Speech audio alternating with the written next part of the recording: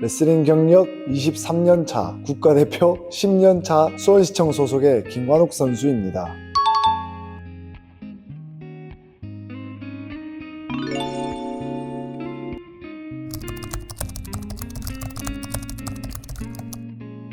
레슨을 잘 몰랐어요. 사실 유도를 하고 싶다는 생각은 조금 했었어요. 중학교 1학년 때 그런 생각을 했었는데 제 동네에 중학교 한 3개가 있었어요.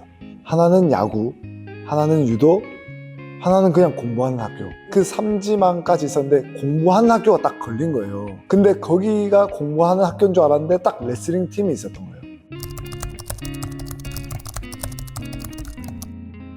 10대는 솔직히 좀 겁도 없었고 무서움도 없었고 레슬링 하나 그 소속감, 나 레슬링 한다. 청소년기 때는 또 약간 힘 자랑하고 싶잖아요. 그랬던 시기 같아요. 가슴속이 뜨겁고 뭔가 힘을 자랑하고 싶고 20대는 이걸 잘해서 실업팀, 프로팀으로 가는 경제적인 이런 게 달려있다 보니까 좀 집중했던 것 같아요. 20대는. 30대는 지금 중반까지 왔는데 뭐 경제적으로나 이런 거는 안정이 됐지만 이거를 어떻게 끌고 가서 은퇴를 잘해서 은퇴했을 때는 어떻게 할 것인가, 그런 생각이 좀 많이 드는 30대인 것 같아요. 지금은. 아버지 어머니는 반대를 많이 하셨어요. 아버지 어머니는 공부 쪽에 있으신 분들이라서 레슬링 참 저는 재밌었고 좋았거든요. 몸도 너무 좋고 막 형들이 너무 하고 싶은데 못하게 하니까 화장실에 가서 문을 잠그고 안 나왔어요. 시켜줄 때까지 안 나가겠다. 그래서 해봐라. 지금까지 단 한 번도 시합장을 안 오신 적이 없어요. 그러니까 제가 23년이라 그랬잖아요. 23년 동안 시합장에 안 오신 적이 없어요. 처음에는 좀 부끄럽기도 하고 아직 나는 애인가 막 그랬었는데 지금은 안 오시면 좀 섭섭한. 형제 관계가 있으세요? 예, 누나 3명이에요. 네. 예, 막내 안 같아요? 누나가 3명이다 보니까 되게 부끄러웠었어요. 그게 뭔가 약점 같고 사랑 너무 많이 받아서 쟤는 막내 것이야 이런 프레임이 씌워지는 것 같아서 저는 이거 숨긴 적도 많았어요. 저는 막내 같은 느낌을 싫어해요. 지금도 좀 그렇고. 은석바지 느낌. 예, 오해할까봐. 예. 쟤 막내니까 행동 저렇게 하네 이렇게 오해하실까봐 더 막내처럼 행동 안 하려고 노력을 하고 있고 그렇게 살아왔던 것 같아요. 결혼하셨죠? 예. 32에 했어요. 따님도 두. 예. 예, 지금 올해 4살이고 둘째가 140일? 근데 딸이 2이에요. 여복이 많나. 누나들, 딸 다 여자들만. 결혼하실 때 네. 아내분이 누나 3명이라는 거 걱정은 전혀 없으셨어요? 진짜 질문 잘하셨는데 처음 연애 때 그 말을 꺼내니까 너무 무서운 거예요. 제가 싫어할까봐. 왜냐면 30대가 제가 초반에 연애했다 그랬잖아요. 그러면 이제 결혼까지 생각을 해야 될 텐데 이 얘기하면 되게 뭔가 시누이들 많고 시어머니에 일로 와 절로 와 뭐 할 것 같은 그런 느낌을 줄까봐 좀 숨겼어요. 더 좋아한 후에 말을 해야 되겠다. 둘러댔죠. 우리 누나들은 안 그렇다. 근데 또 쿨하게 이해를 하더라고요. 인천 아시안 게임이었어요. 인천 아시안 게임.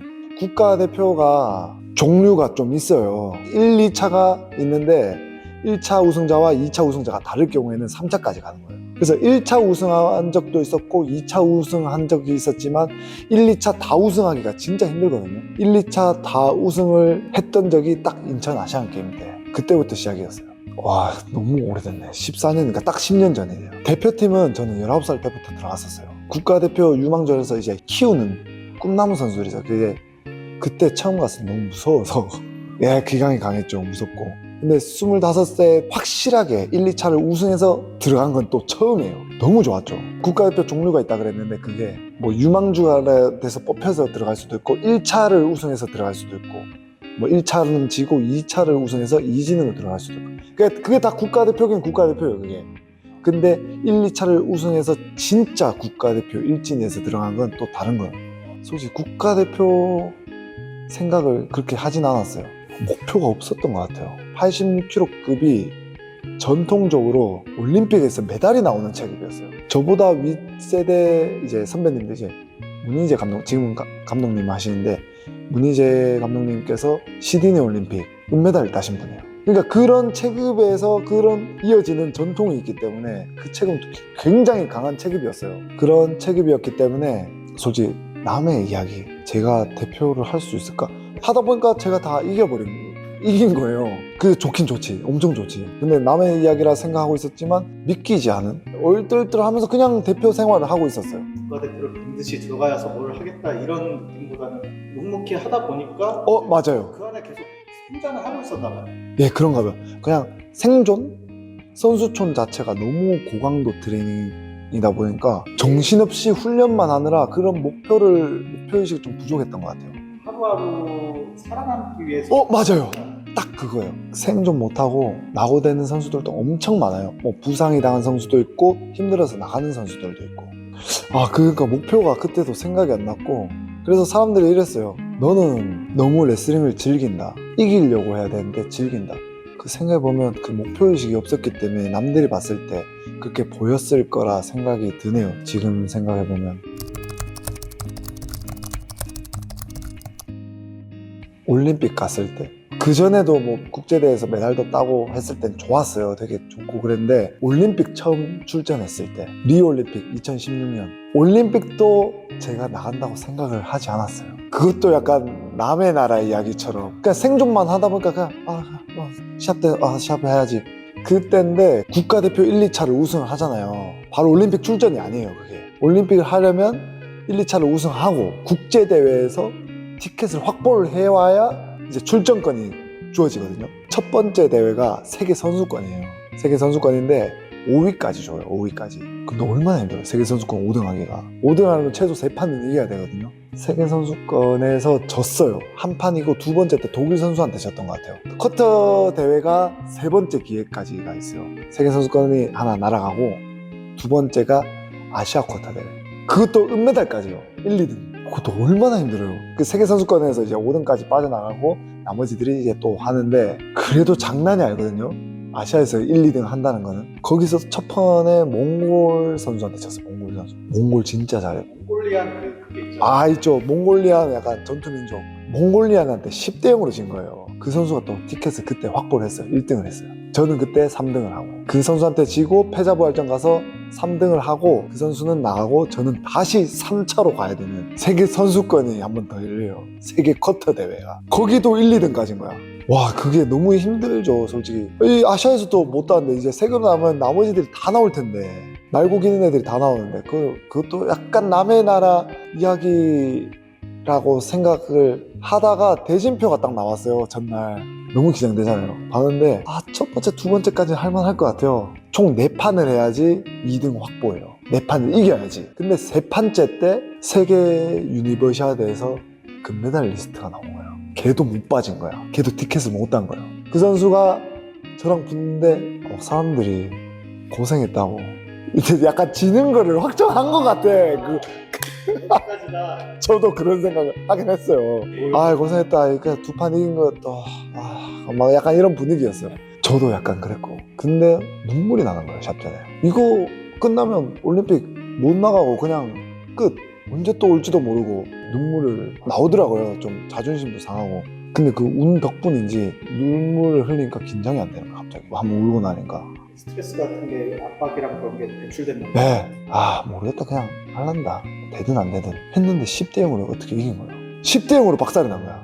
뭐야 이렇게 된 거지. 이제 진짜 나 올림픽 가는 거 아니야? 마지막 한 게임이 나온 거예요. 그 다음에 마지막 한 게임 나왔는데 페루 아세요? 나라? 네, 페루 선수인데 그 선수는 아메리카에서 한 은메달 정도 따는 잘하는 선수죠. 그 선수가 캐나다 선수를 이기고 올라온 거예요. 캐나다 선수가 러시아에서 이적한 선수였어요. 그 강자를 이기고 올라온 거예요. 그래서 둘이 너무 박터지게 싸우고 올라와가지고 이게 맛이 가 있는 상태인 거지. 그 상태로 저랑 또 붙은 거예요. 또 제가 그때 8대 1로 이긴 거예요. 그냥 압살해버렸어요. 이렇게 돼 있으니까 결승전 진출해서 이제 확보가 되고 올림픽이 확정을 짓는 순간 너무 좋아가지고 진짜 미칠 것 같은 거예요. 한편으로 걱정이 되는데 한국에서 그 티켓을 가지고 마지막 최종 선발전을 또 치르는 거야. 와, 내가 고생해서 따왔는데 그걸 또 붙어야 되니까 또 집중해서 또 우승을 했어요. 거기서 확정 지었을 때 와, 저는 진짜 세상을 얻은 거 같아요. 나는 끝났다. 올림픽 나가기만으로도 난 가문의 영광이다. 그래서 그때가 선수 때 제일 좋았던 것 같아요. 죽을 때까지 올림픽 레슬러가 되는 거잖아요. 메달은 따면 좋지만 저는 하늘에 맡겼어요. 열심히 한 만큼 나보다 더 많이 운동한 사람이 있다면 그 사람이 뭐 가져갈 수도 있는 거고. 그래서 그때가 제일 선수 하면서 보람찼던.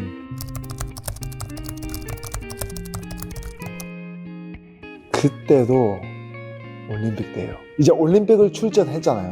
대진표가 전날 또 나왔어요. 첫 판에 쿠바 선수인 거예요. 쿠바. 흑형. 듣기만 해도 세죠. 쿠바. 세계 선수권 2등을 2번 한 분이야. 엄청난 선수예요. 선수들끼리는 몸 한 번 딱 부딪혀보면 알지.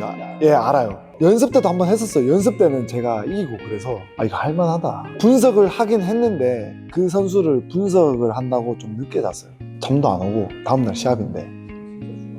중요하죠. 그때 그 경기에서 분석을 못한 게 있었어요. 그 기술이 있는데, 그러니까 기술이야 분석을 아무리 해도 당해요. 기술은 제가 분석한 거랑 걔만의 타이밍이 있기 때문에 기술은 아무리 분석한다고 방할 수 있는 건 아니거든요. 근데 이거는 생각만 했더라면 안 나갈 수 있는 그런 기술이 있었어요. 그 뒤로 치는 거, 태클 들어와서 싸잡고 치는 게 있어요. 그거를 한 번씩 어쩌다가 나오는 거였는데 자기가 좋아하는 태클이 안 먹히니까 그때 세컨드로 쓴 게 딱 걸린 거예요. 그게 평소에 잘 쓰지 않는 네, 그거에 딱 넘어가니까 와, 천장이 보이는 거야. 갑자기 순식간이었어. 번쩍하는 순간 천장 조명이 타다다닥 보이는 거 사람들 와 박수 치고 그 주인공이 저였던 거예요. 그 하이라이트 장면 너무 멋있게 날아가가지고 계속 떠돌아다니는 거예요. 안 되었어야 돼. 네, 그때 그 시합이 제일 인상 깊게 남아요. 그 좀만 저 했더라면. 근데 분석을 하고 갔어도 아마 그 기술 안 날아가고 또 다른 기술에 날아가지 않았을까. 그래서 제가 생각한 게 너무 분석을 많이 해서 오히려 역효과가 나지 않았을까. 제 주특기가 그거든요. 하면서 느끼면서 상대가 뭘 하는지 파악을 하면서 저는 게임을 해요. 본능적으로. 결국에는 올림픽에서 이야기가 다 이루어지네요. 제일 좋았었는데 제일 최악이었어요. 그때 경기가.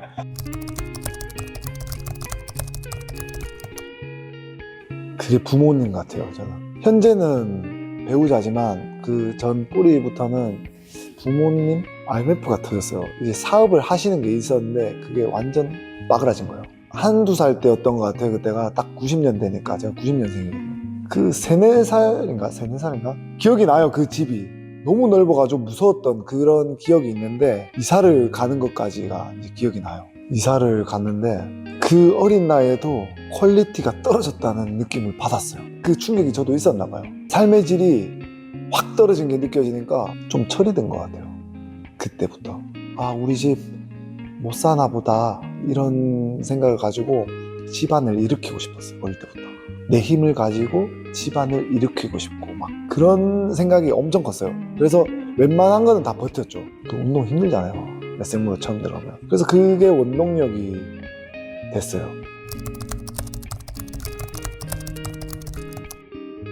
한 3번? 고등학교 때 한 번, 20대 중후반 때 한 번, 그리고 30대 때 한 번. 고등학교 때는 너무 힘들어서 그 전국체전 준비할 때 운동 너무 힘들고 뭔가 전주련도 많이 가고 저희 합숙 안 하는 학교였거든요. 합숙 많이 해버리니까 적응이 안 돼요. 20대 중후반 때는 인간관계라던가 그런 걸 생각 많이 할 때잖아요. 운동은 운동대로 하지만 그때부터는 인간관계가 보이더라고요. 어떤 사람이랑 있어야지 운동에 더 도움이 되고 나는 이제 집안을 일으켜야 되는 사람이야. 그런 마인드인데 어떤 사람이랑 있어야지 내가 피해를 안 보고 그런 생각을 하다 보니까 스트레스도 받고 그냥 운동 때려치고 싶은 거예요. 그게 너무 고립돼가지고 거기서 탈피하고 싶고 30대는 이렇게 말하면 진짜 복에 겨운 사람처럼 느껴져요. 여기서는 먹고 살만하니까 이제 할 일이 없는 거죠. 카페가 차리고 싶은 거예요. 그러니까 철이 좀 없었어요. 결혼하기 전이랑 후랑 완전 달라요. 저는 엉뚱한 매력이 있으신 엉뚱한 것도 있는데 그냥 레슬링이 싫었어요. 이걸로 올림픽도 가고 했지만 제 얼굴에 침 뱉기지만 싫었어요. 그때는 너무 평생을 하다 보니까 이게 네. 애증관계 같은 그런 느낌이 네. 그래서 그걸 아버지께서 쓴 소리로 딱 되돌려 주셨어요. 커피 그냥 네가 사 먹어라 한 잔씩 차리지 말고. 그 인간관계라 그랬잖아요. 네가 지금까지 국가대표하고 레슬링을 잘했기 때문에 사람들이 너랑 인간관계를 맺고 너를 좋아하고 그런 거지. 너가 갑자기 그만둬버리고 딴 일로 가게 되면 그렇게 쌓아 올린 신뢰와 인간관계는 다 없어진다. 그냥 너는 그냥 그 일을 하는 사람이 돼버린다. 과거가 다 사라지고 업적들이 거기서 돌아왔죠. 바로 깨우침을 주셨어요. 그래서 지금 열심히 하고 있죠. 지금 재밌어요. 지금은 다 약간 중간 정도 되는, 저는 육각형을 좋아해요. 뭐든지 다 잘하는, 그걸 위해서 노력하는 그런 스타일, 밸런스형. 저는 옛날에 체력으로 하는 스타일이 아니었어요. 파워, 한 방에 팍 파워형이었는데 양날의 검처럼 파워는 엄청 좋고 힘은 좋은데 지구력이 떨어지는 거예요.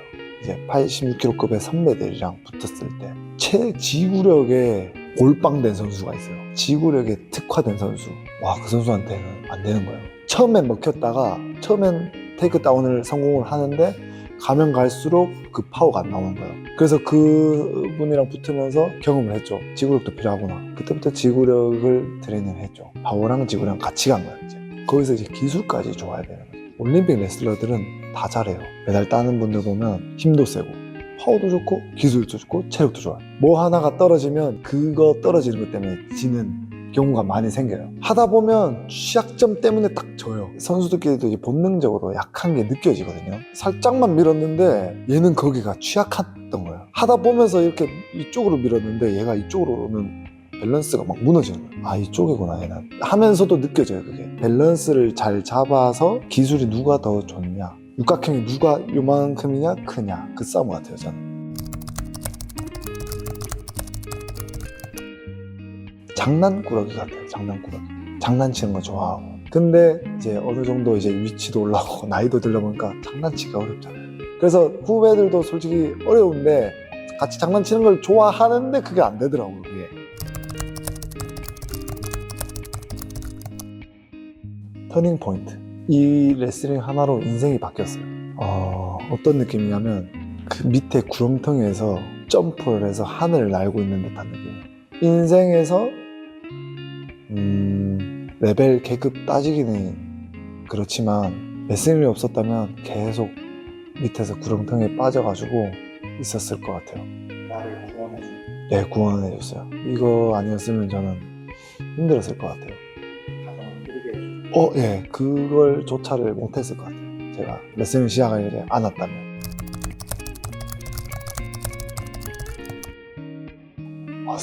슬프네. 이게 좀 슬프네요.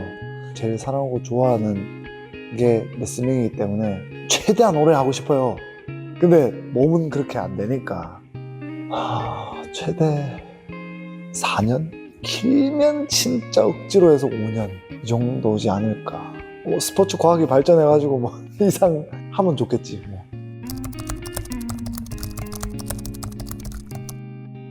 저는 가르치는 걸 좀 좋아하는 것 같아요. 제가 플레이어로서도 하지만 가르치는 걸 좋아하는 것 같거든요. 몇십 년 걸쳐서 제가 생각했던 노하우라든가 그런 경험들을 후배들이나 우리나라 분들한테 가르치고 싶은 훌륭한 지도자가 되면 좋을 것 같습니다. 그게 어디든.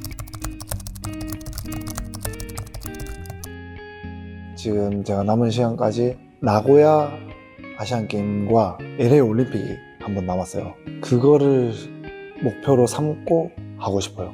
LA 가면서 꼭 보고 싶어요. 그러니까요.